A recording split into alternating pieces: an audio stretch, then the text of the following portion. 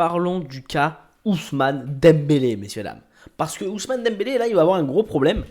C'est quand il va revenir. Alors, parlons pas du cas Dembélé dans le mauvais sens, en mode un cas compliqué, un mauvais joueur, nanani. Non, on sait très bien ce que Dembélé est capable. On a vu ce qu'il était capable cette année. Il s'est quasiment peu blessé en 2 ans. Je crois que c'est la grosse blessure qu'il a eue, mais sinon, c'est tout. Et encore, il aurait dû revenir plus tôt, mais ils ont préféré prendre des précautions. Là, il va pas s'entraîner avec la France. C'est fait exprès pour justement qu'il n'ait pas de risque de rechute ou quoi que ce soit. À mon avis, c'est fait exprès. Hein. Il va très bien. Lui, Pedri, ils vont très bien. Je pense que c'est voulu pour le club. Enfin, de la part de Xavi ou d'au-dessus. Je pense que c'est fait exprès pour que les joueurs soient tranquilles. Il y a le même truc avec Araujo, il y a le même truc avec Frenkie. Je pense que c'est juste pour prendre des précautions. Apparemment, Araujo a même joué blessé durant le Classico. Si c'est le cas, vraiment gros, mais gros bravo encore plus parce que t'as quand même fait un excellent match pour être blessé à l'adducteur. Donc bravo si c'est le cas. Repassons sur le cas de Dembélé. Il va avoir un moment où ça va être compliqué d'aligner les joueurs. On va avoir du Dembélé qui va revenir, qui va reprendre sa place du titulaire parce que pour moi, il apporte plus que Rafinha dans l'équipe pour déstabiliser une équipe adverse. Techniquement, je le trouve quand même meilleur. Au niveau de la rapidité, de la vitesse, il est bien meilleur Ousmane. Peut-être qu'en finition, Ousmane, il a plus de déchets. Peut-être que Rafinha est clutch en ce moment. Et Rafinha, c'est horrible parce qu'il faut qu'il joue aussi. Il apporte énormément. Enfin, c'est vraiment une complémentarité de fou. C'est que Rafinha, je trouve qu'il a peut-être un peu plus le côté tenue de balle. Il a peut-être moins de déchets dans les contrôles, dans les moments où il faut garder du sang-froid. Je trouve que Rafinha a ce truc en plus que Dembélé n'a pas, juste dans ce domaine-là. Sinon, je trouve quand même Dembélé bien plus intéressant et qu'il apporte plus à l'équipe offensivement.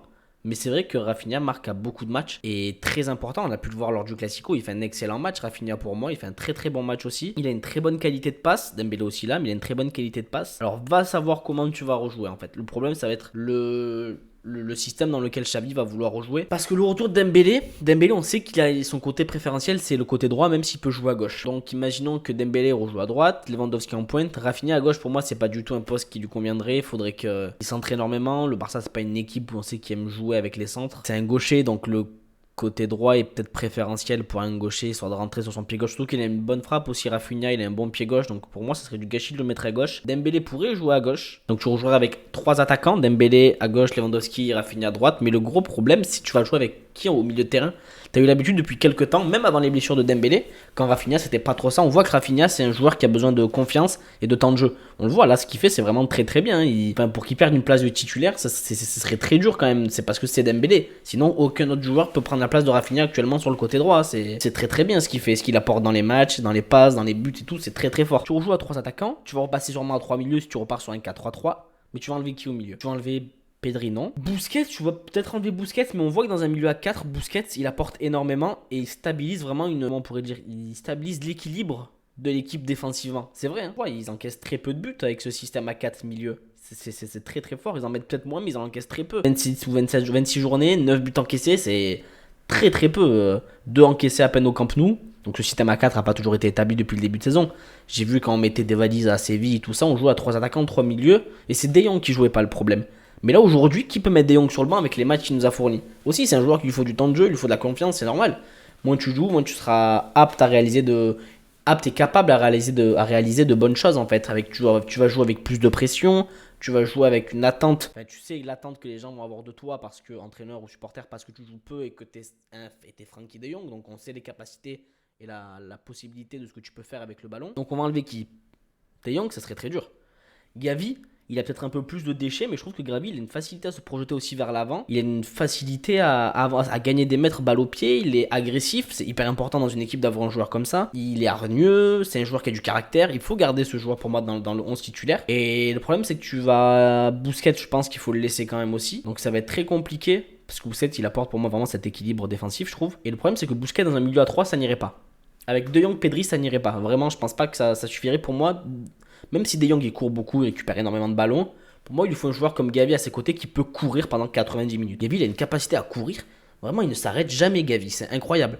Il a une facilité, il a l'impression qu'il est jamais fatigué, s'il faut mettre la tête il y va, s'il faut aller récupérer un ballon. De Jong le fait aussi, c'est pas ce que je dis, hein, mais je trouve qu'il a une agressivité plus forte que Frenkie de Jong. S'il faut aller courir 30 mètres, aller récupérer un ballon, il va le faire. Et le fait que Gavi et De Jong aussi, les deux vraiment, en fait c'est Gavi et De Jong, c'est pas que Gavi, il faut que les deux soient alignés sur le terrain pour moi, pour que Busquets soit tranquille. Pour que Busquets, tu dis, ok, bon, j'ai les deux petits qui courent énormément. Pedri, il est un peu plus haut sur le terrain, c'est différent. Mais ok, j'ai les deux jeunes qui courent pour moi. Moi, je suis là, vraiment, je suis le métronome. Je suis là, boum, j'envoie les ballons. C'est moi qui organise un peu tout ça. Mais j'ai besoin de ces deux joueurs. Et s'il y a que Kaivi ou que De Jong, moi, ça va perdre en équilibre défensif, en tout cas. Je trouve, je sais pas, peut-être tu me trompes, hein, on sait pas. Donc ce cas Dembélé, ça va être compliqué de retrouver le 4-3-3 comme on joue au début. Ça fait un petit moment qu'ils jouent, ils ont l'habitude de jouer avec 4 milieux de terrain. Faut faire confiance à Xavi, je pense, hein, il va trouver une solution. Il le prouve cette année en Liga et en Coupe d'Espagne. Enfin en Espagne, il prouve qu'il faut lui faire confiance et qu'il a fait de très bonnes choses. Et oui, ce cas Dembélé va être compliqué, faut voir à quel niveau revient Dembélé. Hein. Bon, c'est la fin de saison, on peut, justement, comme c'est la saison en Liga, on va pas se mentir, elle est quasiment finie pour nous, on a quasiment gagné le championnat. Il faut peut-être justement essayer de nouvelles choses pour préparer la saison prochaine. Ça se prépare dès aujourd'hui, je pense dès maintenant, pas uniquement à la pré-saison. Il y a peut-être tenter de nouvelles choses, c'est possible et ça peut être pas mal.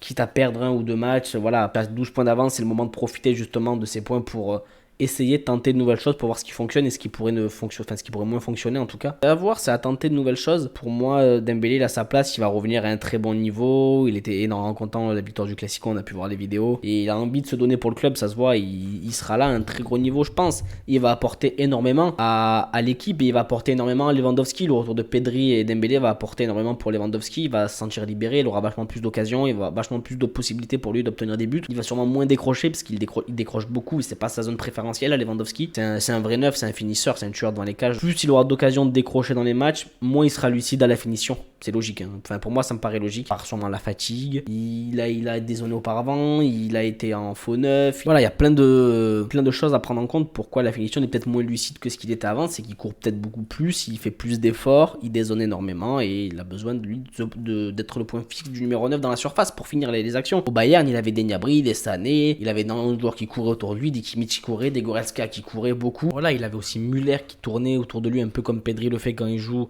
qui tourne autour de Lewandowski. Et ça Lewandowski, c'est ce qu'il aime, c'est ce qu'il préfère, avoir un joueur comme ça autour de lui. Donc je pense qu'il faut des joueurs comme ça, Lewandowski, pour qu'il soit à la finition de l'action, en fait, qu'il soit à la terminaison de l'action, qu'il soit là pour terminer. Et le fait d'avoir Dembélé, Pedri, ça va le soulager, ça va lui apporter beaucoup, je pense, autour de lui, pour qu'il puisse justement finir ses actions tranquillement. Pour moi, Dembélé, il faut qu'il retrouve sa place des titulaires. Maintenant, comment ça va être géré? Il faut faire confiance à Xavi, parce que enlever Rafinha, c'est compliqué par rapport à ce qu'il fait maintenant. Enlever des 4 milieux de terrain, c'est compliqué par rapport à ce qu'ils ont fait aussi là, cette saison. Il faut leur faire confiance et on verra ce que la saison donne.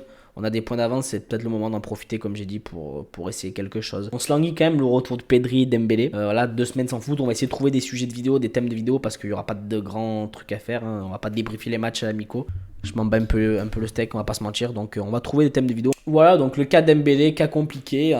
Et pour moi, il a sa place de titulaire. Il faut qu'il revienne en tant que titulaire. Il apporte beaucoup à l'équipe. On va voir comment Xavi il s'organise et il nous pond encore une masterclass parce qu'il fait une très bonne saison avec le Barça et ça fait plaisir pour le futur. On sent qu'il y a de l'amélioration, on sent qu'on avance sur quelque chose de très très fort. Il faut espérer que tout se passe bien jusqu'à la fin de saison, qu'on n'ait plus de blessés, qu'on finisse avec la Coupe du Roi et on aura fait une excellente saison. Voilà les refs, donc n'hésitez pas à me suivre sur Twitch et Twitter, c'est là où je suis plus actif. Twitch, on recommence les streams, là ça y est, on a repris avec les documentaires foot, là, le documentaire du nouvel ère du Barça qu'il y a sur Amazon. Donc n'hésitez pas à me suivre si vous voulez voir tout ça. Il y aura les rediffs qui vont arriver aussi sur Twitch.